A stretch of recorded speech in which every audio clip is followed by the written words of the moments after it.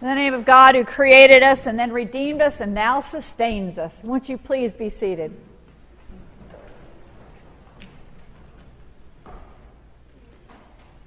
So Peter goes, oh man, Jesus, that's what I want to do. I want to do that. I want to walk on water. Don't you all have that sometimes in your life? Who hasn't dreamed or loved or wanted to leave the boat behind and walk on water? Whatever that means to you. Is it literal boat, or is it just leaving some kind of boat behind and walking out and overcoming your fear and doing what you want to do? To be free, to be unbound. But we sure come up with a million gazillion reasons not to do it, don't we? Oh, gee, I'm too old. It's too risky. What if I fail? Better the life I know than the one I don't. And there'll be consequences for this, won't there? Richard Bach came up with a book that was the changing book of my life while I was in college. And it was called Illusions. And one of the things, the quotes from the book says, if you argue for your limitations, sure enough, they become yours. Very good wisdom. We humans spend an awful lot of time looking for obstacles in our lives. We look at the obstacles rather than looking at the magic. Before our reading today, so let me put things into context like I do. Before our reading today, Jesus and the disciples have just found out. They find out that their good friend, John the Baptist, has been murdered. And they are feeling deflated. It has backed them up. The wind's out of their sails, as it were, because now he's dead. And so what Jesus wants to do is let's go off by ourselves. Why don't we just leave everybody behind? Let's go off by ourselves and let's recoup. Let's get our strength back together again. So they head out. But they can't get away from the crowds. The crowds go with them. So they're heading out, but the crowds are following them out there. People want to hear what this man has to say because he's saying new stuff. And so Jesus does what Jesus always does. He does what he has to do. And so he invites the thousands to sit on a hill and just sit down in the grass, and I'm going to talk to you. And he spends the day, a long day, talking to them again about something they'd never heard before. Something called unconditional love. Unconditional love. Let's forgive everybody everything. Just that unconditional love. And it was such a new concept that they did not want to go home. And they stayed past when they should have stayed. And so here they are on the hill, and they're physically hungry. They came probably physically hungry. And so now they're physically hungry, the day is long, and something's got to be done. And so Jesus gives them an example, without making a show of it, without explaining his motives. But I want you to think about this in the feeding of the 5,000, is that there would have been scattered on that hill in several places. There would have been scattered food. People would have thought to bring food. But one kid brought 5 loaves and 2 fish. One kid brought that amount. And so when Jesus gets together and he's looking at all this food, he notices that. His attention goes to 5 loaves and 2 fish from a kid. And I want to propose to you that what's going on there is that Jesus recognizes that the miracle has already begun in that bread and fish. Because a kid who's already hungry, he's going to be poor, he's going to be hungry, he brought in abundance. So somehow or another, his mom said, wait a minute, take extra, you might need to feed somebody. So there was already a blessing attached to those loaves and to those fish. Isn't that kind of cool? And so Jesus sees that spark of energy in that food already. And so that's what he takes on. And he feeds 5,000 with that. It's a pretty amazing thing. The lesson they learned on the hill was that there is an abundance of love, that there is nothing that God can't do. And the disciples learned because they get to participate.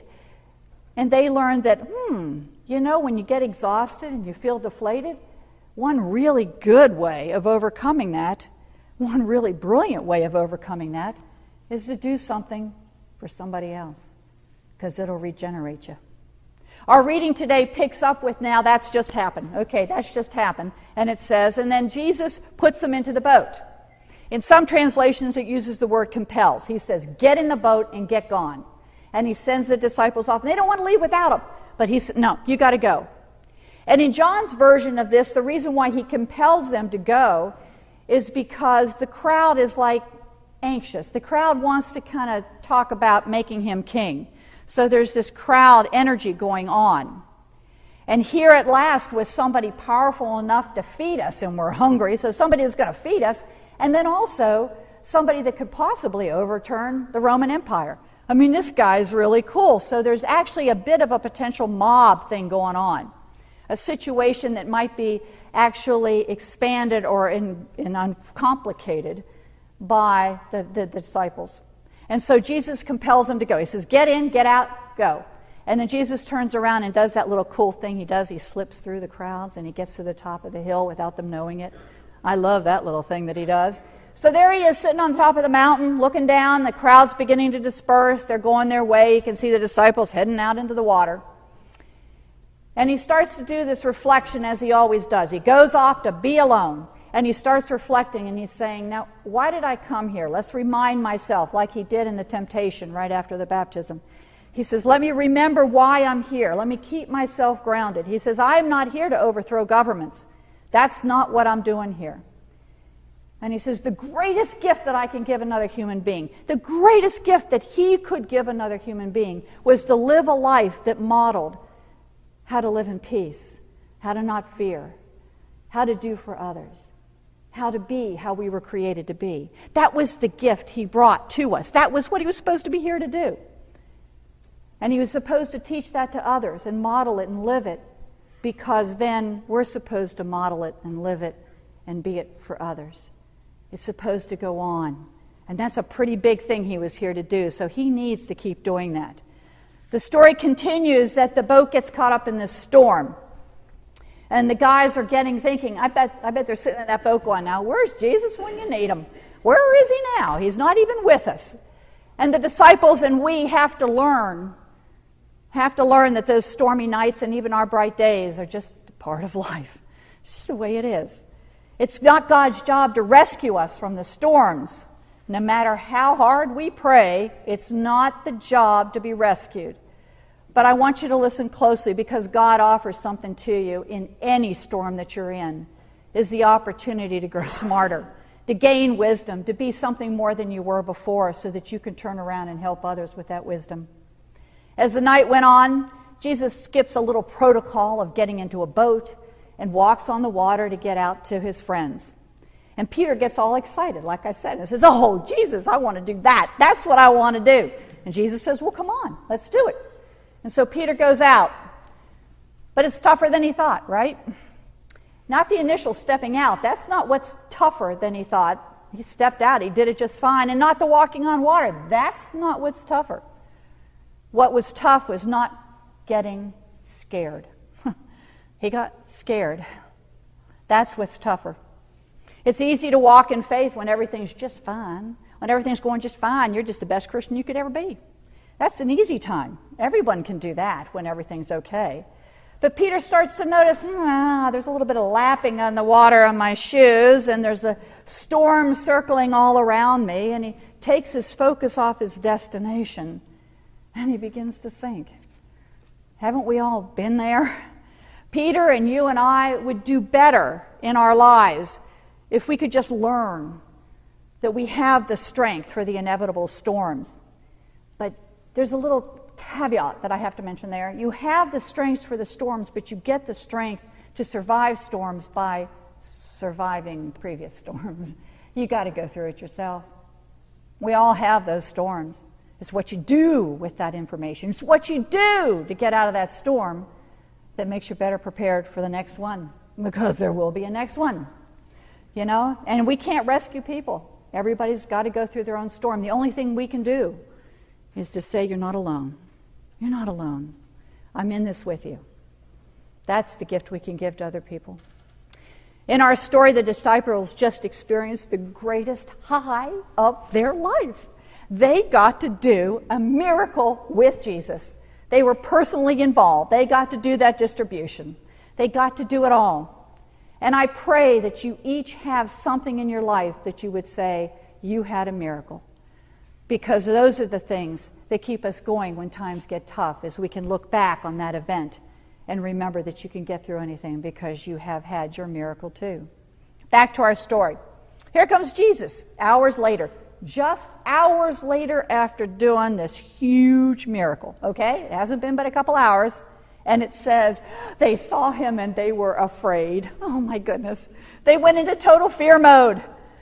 And what it reminded me of, I got to tell you, I've always had a crush on John Glenn. I think that he was one of the greatest men that ever lived, one of the greatest humans that ever lived, especially in our lifetime. And one of the things I loved about him was that he had this great quote. But in case for any of you who aren't familiar, enough with John Glenn, is that during the World War II and then during Korea, he actually every day got into a plane and flew up in the air and was a fighter pilot for years and years and years. And then he gets out of the military, I guess, and then he becomes an astronaut. And in 1962, he puts himself into this little piece of metal created by a lot of people, and they hurl him into the air, not knowing if he's going to make it back down again, and he circles the earth. And he does that. He just gets in there. And then I think the greatest thing that he ever did, as far as I'm concerned, the scariest thing he ever did is he ran for Senate and he got elected from Ohio. So he was a senator for a while. This man just did it all the time. He was never in a boat. He was always outside that boat. And I said to myself, that's really cool, but I want you to read, I want you to hear this, and if you can listen intently to something that he said. This is a quote from him about fear. And he says, we can only be fulfilled in our lives when we are involved with something greater than ourselves.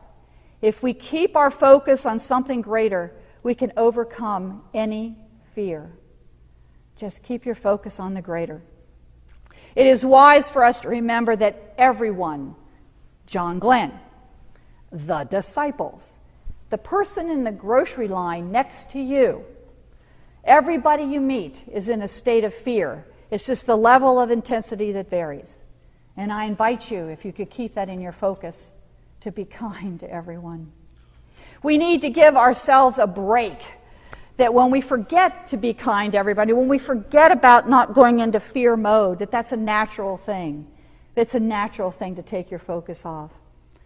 But if you ever notice that, in life it's always contrary, we always have storms, we always have circumstances and temptations, sorrows, decisions that we have to make. And mostly we have storms within ourselves that we have to deal with.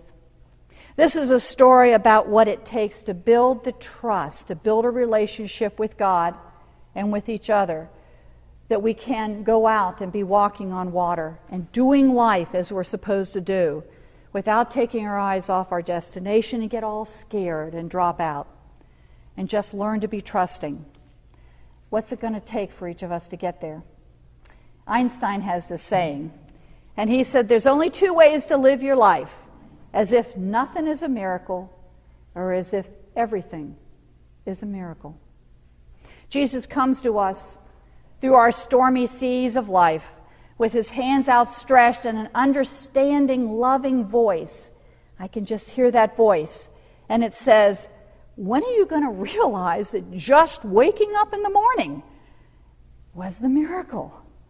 Now what are you going to do with the rest of your day? In the name of the Father, Son, and Holy Spirit.